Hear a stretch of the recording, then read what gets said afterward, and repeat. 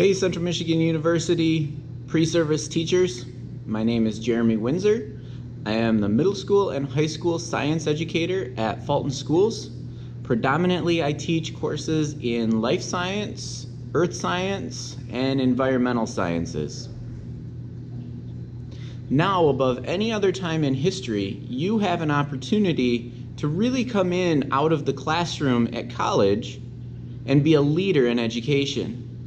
Many of us who have been sitting in the classroom for long periods of time are unsure what the post-pandemic education world will look like.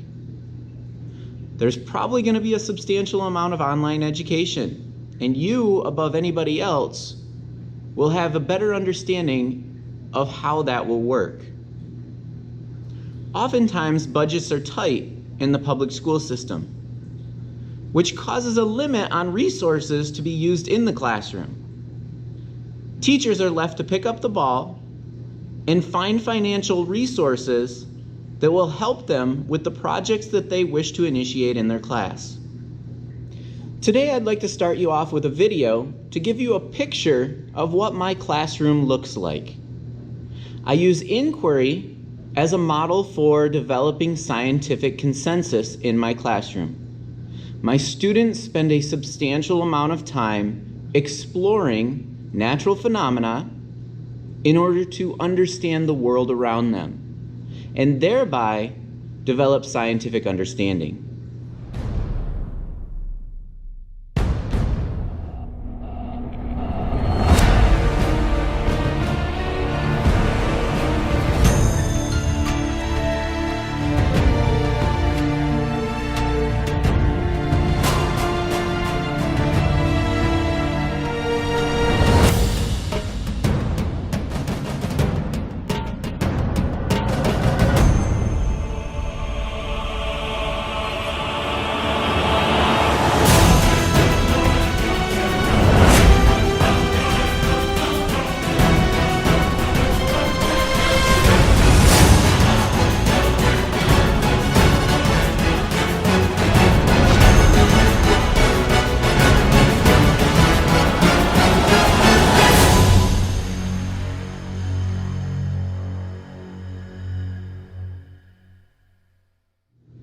As I'm sure you noticed, there are quite a few different clips in that video related to fish or watersheds or streams or rivers.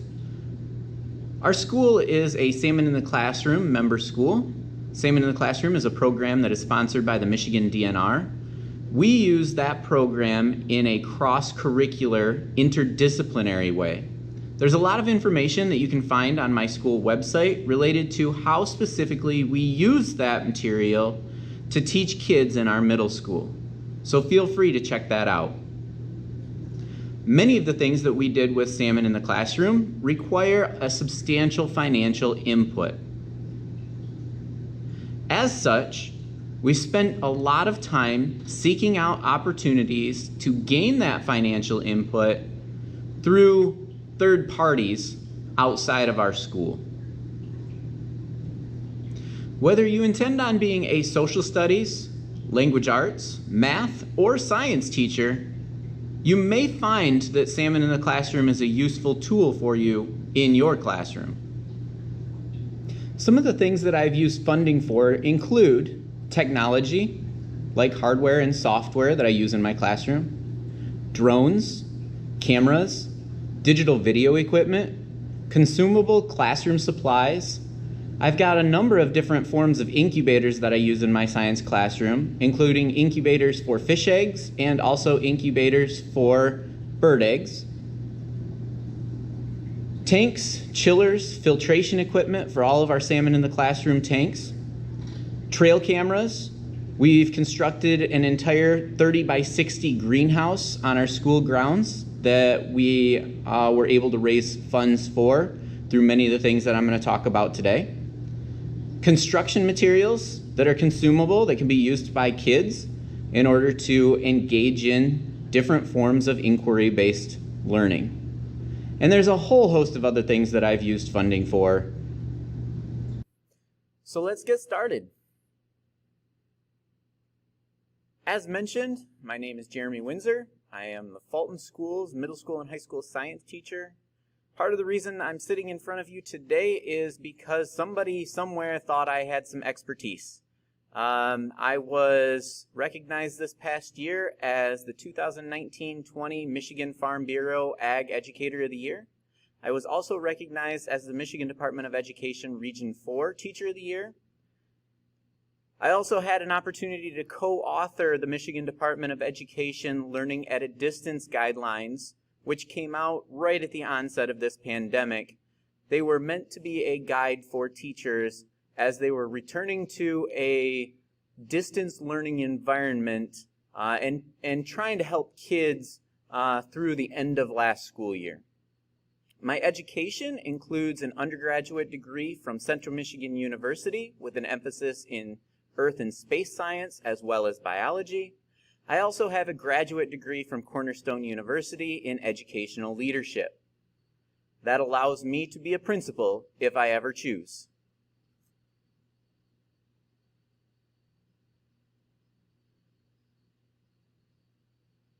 So how do you get your vision fully funded for some of the activities or projects that you may want to incorporate into a classroom, especially knowing that budgets are tight in districts currently? Some of the things that I have funded specifically within my classroom with the amounts include $100,000 for the purchase of that greenhouse that was previously mentioned, $2,500 for an initial aquaponics project that we now have inside of our greenhouse, over $15,000 for our Salmon in the Classroom program over the course of about 10 years, somewhere in the neighborhood of $1,500 for rainbow trout eggs. We get those delivered from Utah on a yearly basis, $2,000 to develop additional aquaponics systems that we use in my earth science class and then enter a competition that is hosted through Lake Superior State University along with MSU. $1,800 for large chillers, and specifically the one that I'm focusing on there was one that we purchased in less than 24 hours. And I'll talk a little bit about seeking out opportunities from local businesses and then doing dollar for dollar challenges. $2,500 for a flight coop at a previous district. I've already mentioned the incubators. Specifically, we have one for incubating chicken and quail eggs at the expense of about $750. $3,500 for various other projects, including pumps, seeds, hatching trays, PVC, construction materials, etc., along with smaller $100 intervals for different things like I mentioned earlier in technology or software or different forms of video or video editing materials. I've found that one of the most useful locations for you as a teacher are your local community foundations. A lot of these materials can be found on the internet. If you just simply search Google Community Foundations and the state of Michigan, you'll get an entire list of them. For me, my local community foundation is the Gratiot County Community Foundation. Fulton Schools is south of CMU's campus, about 45 minutes. So we are the next district south of Ithaca. We are in Gratiot County, and as such, that foundation has allotted us a lot of financial abilities. I highly recommend that you seek out your local community foundations to find funding. When you do seek out these foundations, there is usually a protocol that you have to go through. There's an initial writing stage, and you will have to write based on the criteria that they have set up. I know the first time that I wrote a grant, I thought, okay, I've got the entire project done. I think it's important to recognize and to let you know that that is not the case. There is substantial work after the grant has been awarded. So please be aware that there will be a lot of time up front in the initial writing, But there will also be time in documenting specifically how that fund or how those funds were used. Things like pictures and thank yous are always important as well when finalizing grants and sending final reports.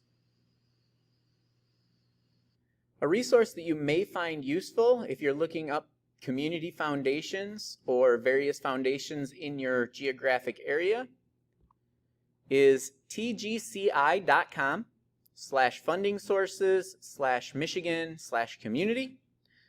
This website organizes all of the community foundations alphabetically.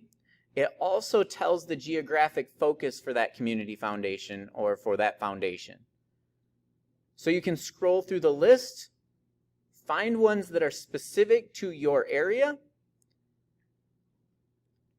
You can click on that. I'm going to click on the Kalamazoo Community Foundation.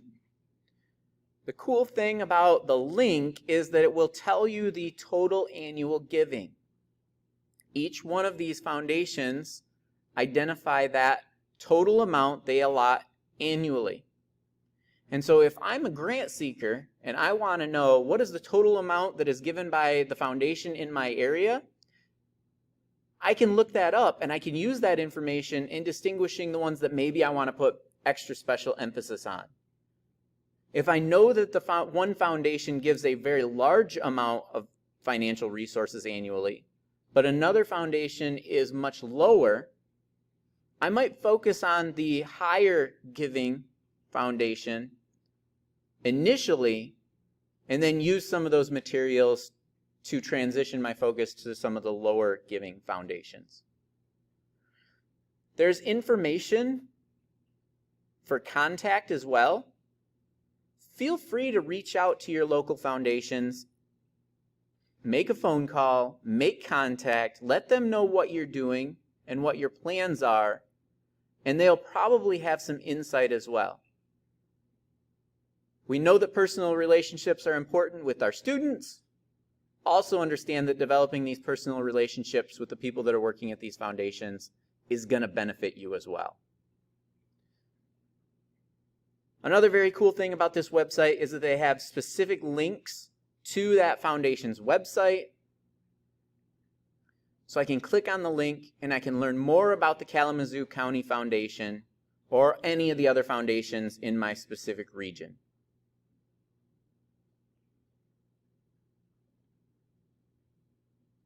I'm going to go back and pull up another foundation. Since we're Central Michigan University, let's check out the Mount Pleasant Area Community Foundation. So that foundation allots a total of just under $600,000 annually. There's an email to contact. It looks like an individual that is the program director there. I can go to their website.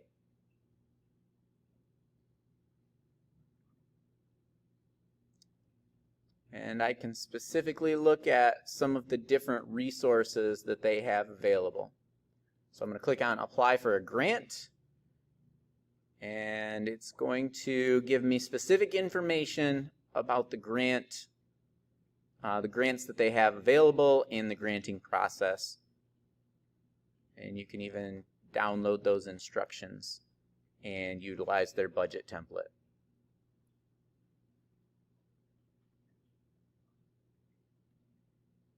My community foundation has a number of different ways in which they allocate funding.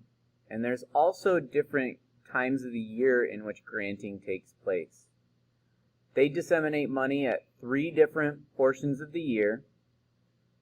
Those different times of the year are when all of the final applications must be submitted. Under my community foundation, under grant applications, there's competitive grants and youth advisory council grants. Most of the time, the advisory council grants are related to projects that students may want to initiate. I've specifically used the competitive grants for a number of years. There are some policies and procedures that this organization lays out, so it's important to make sure you familiarize yourself with their policy and procedures.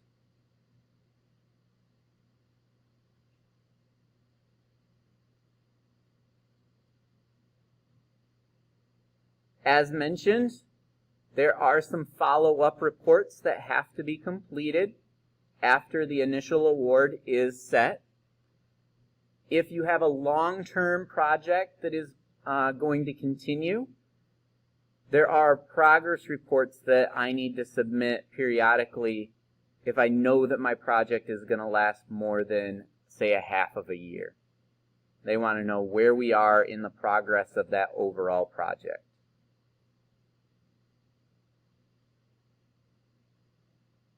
They also give me an application in a Word format that I can go through and I can fill out. So I have a nice template here from the Community Foundation that I simply fill out. It's important to keep your administration abreast to what you are doing. Before even beginning any of these grant applications, talk to them. There may also be teachers in your district that have spent time applying for some of these different project granting agencies. So seek out their expertise as well. They may know the ins and outs of the overall granting process, and it may help save you time in the long run.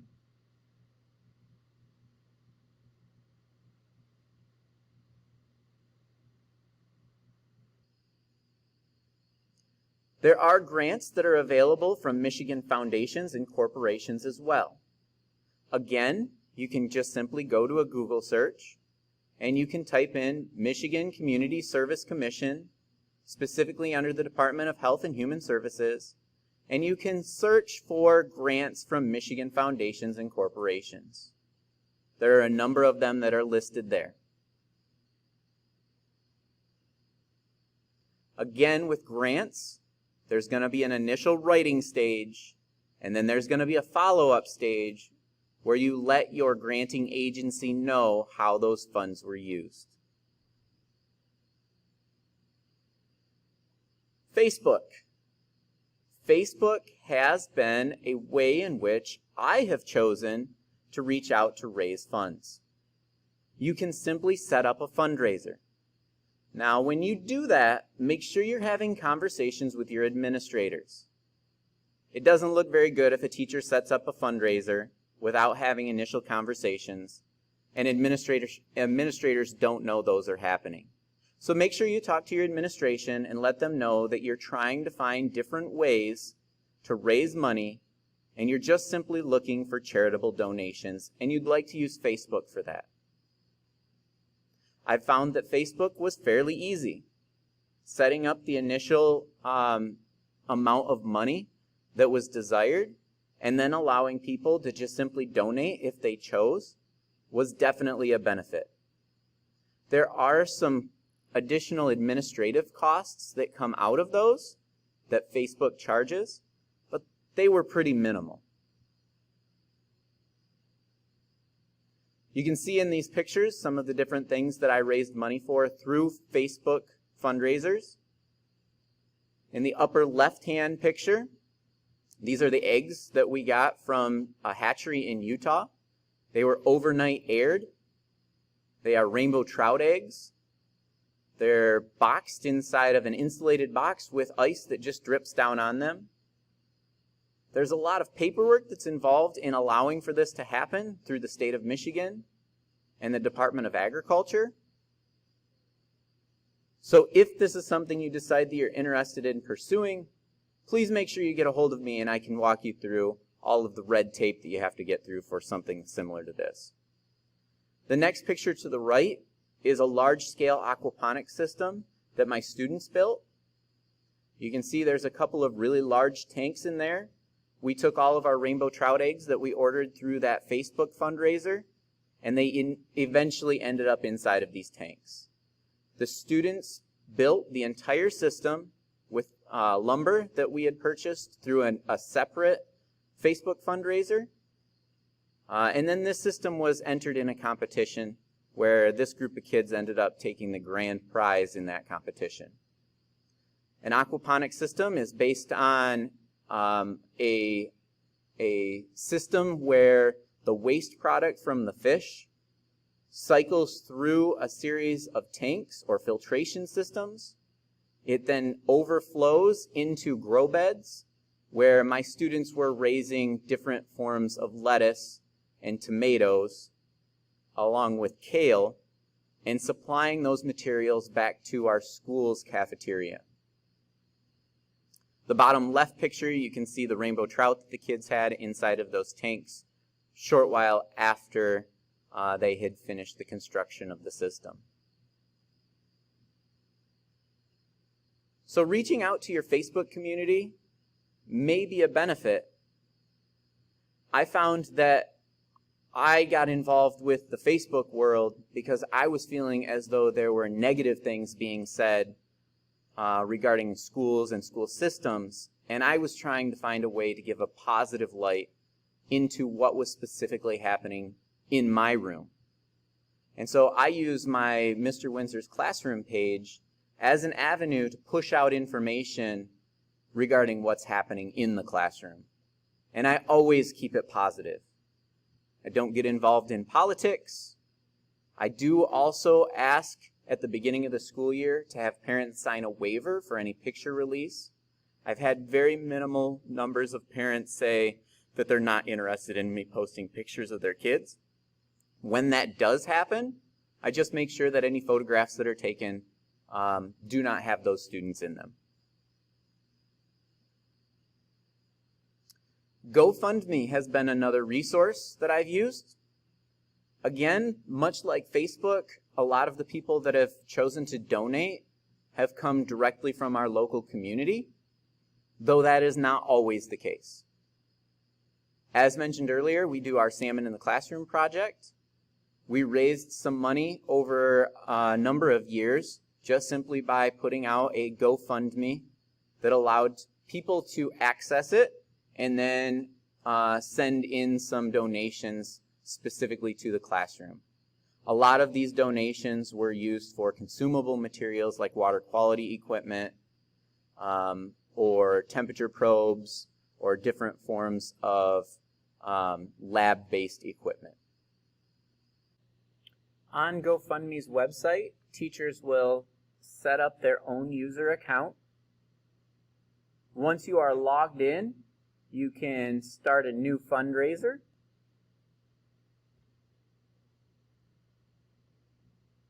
Where you simply identify the amount of money you're wishing to raise, who you're raising money for, your local area, and then you'll choose a category as far as what specifically is being used, the money is being used for, and in this case, if you're a teacher looking to incorporate something into your classroom, it's under education and learning. It's pretty easy to go through and create a GoFundMe. Lots of people are using them currently for raising money for charitable needs like medical expenses and stuff.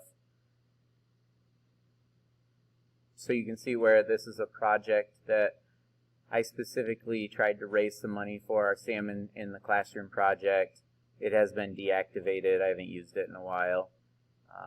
But just adding some pictures, an overall description of what we're raising money for. It's pretty easy. I should also let you know that there are some administrative costs that come out of GoFundMe. So if you're raising $500 and that's the exact amount that you need, you may want to ask for something in the neighborhood of $600 because some of those administrative costs are going to come out in the long run.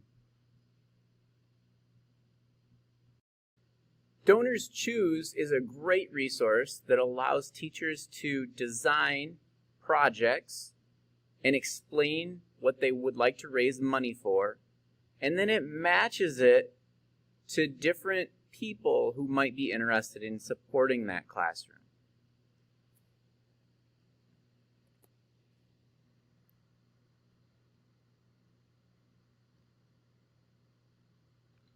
On the website, if you go down and you click on See Teachers Projects, you can scroll through some of the different examples that exist. You can see some of the different things that teachers are trying to raise money for. Different things like tools for reading and writing.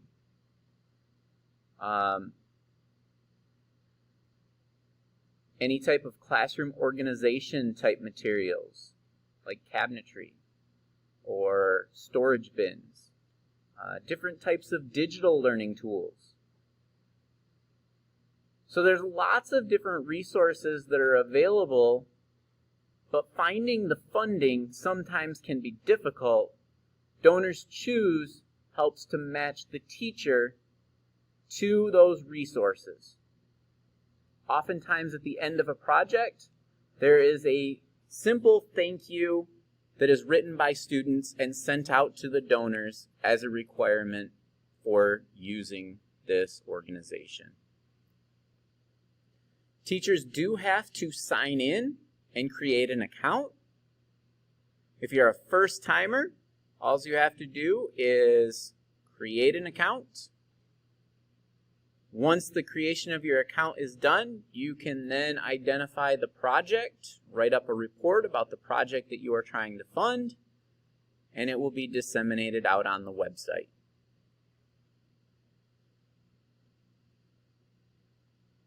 Adopt a Classroom is another resource you might choose to try. Adopt a Classroom requires you to set up a teacher account, and then you need to specifically seek out the different types of materials you are looking to purchase for your project. With Adopt a Classroom, you will set up your own teacher account. You'll edit a classroom profile.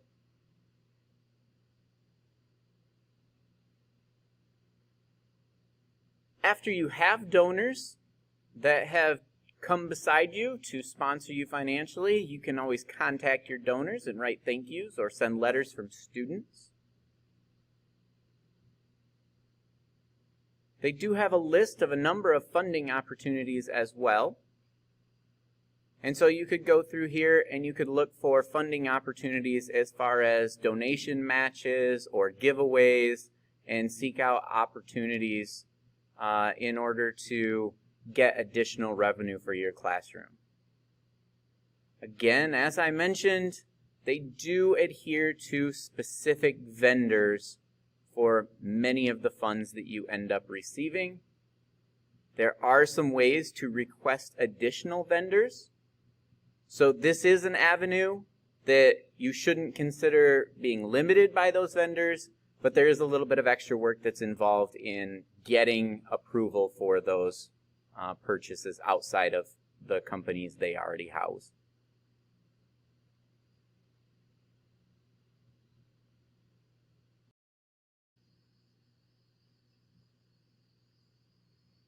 Community outreach. I like to call this one begging.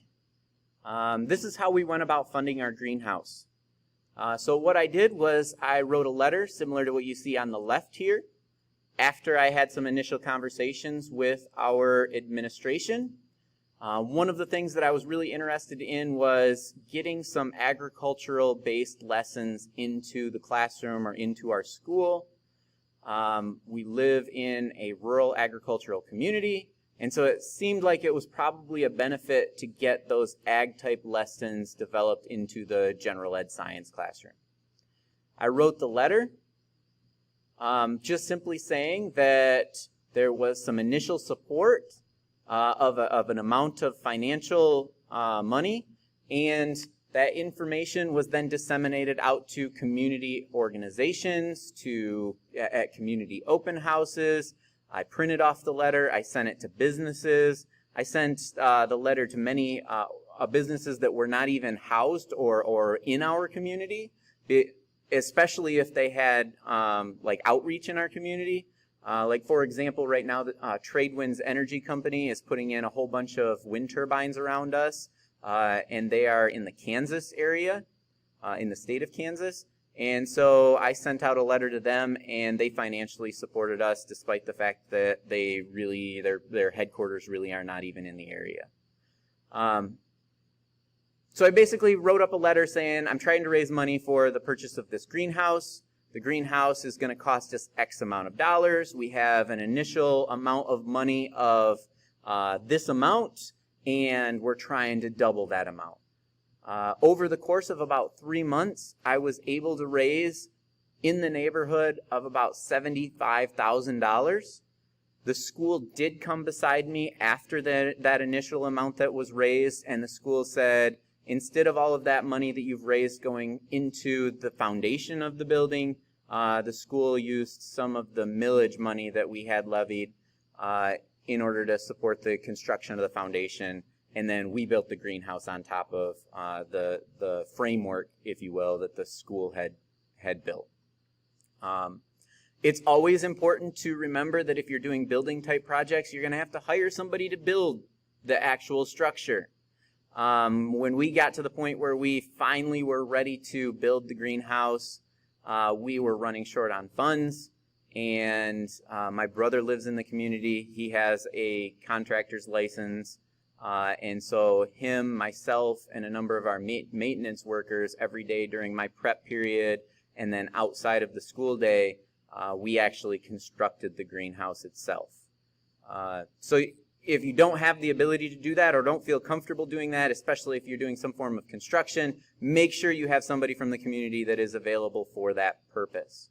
We also created a general like pamphlet flyer that we sent out into the community at any type of community event. We had a bunch of them available. We printed them out in color so that the community could read about what we were specifically trying to do. And it was pretty amazing watching the support that occurred very quickly after starting this campaign, where people would send $100 or $200 in the form of a check because they were excited about seeing this being added to our curriculum at the school. So here's a picture of our greenhouse right after it was completed. Another avenue that you might choose in order to get funding, and this is going to be something that in my own personal experience is from being a science teacher. So you may have to seek out other opportunities if you are a social studies, language arts, or math teacher. Some of the different things that I was able to raise money for include Elma College offers a core program where during the summer you do some research with a college professor, and then based on the research that you're doing, when you're finished with that, there is money available for your classroom. So a lot of these programs have varying amounts of money.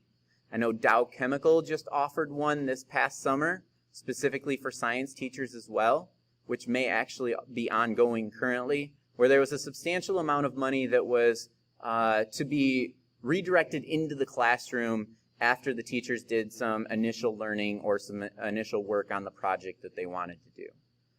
Michigan State University has offered a sustainability project over a number of summers, which was a 3-day workshop with stipend involved. So the stipend is money in your pocket as a teacher for the time that you were in that workshop, and then also money for your classroom where you could use that for any type of supplies that you might need for a project. In that case, they wanted the project to be wrapped around this idea of sustainability. The Michigan Sea Grant has a number of different opportunities where you can apply for grants or grant funding, or you can do workshops and get a stipend along with some money that's available for you to use for a project in your classroom. So I think the big thing here is be proactive.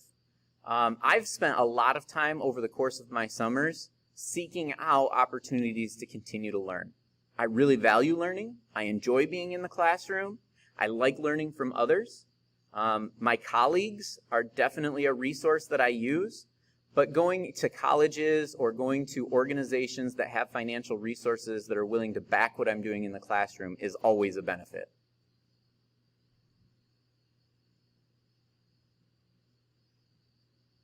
please feel free to contact me.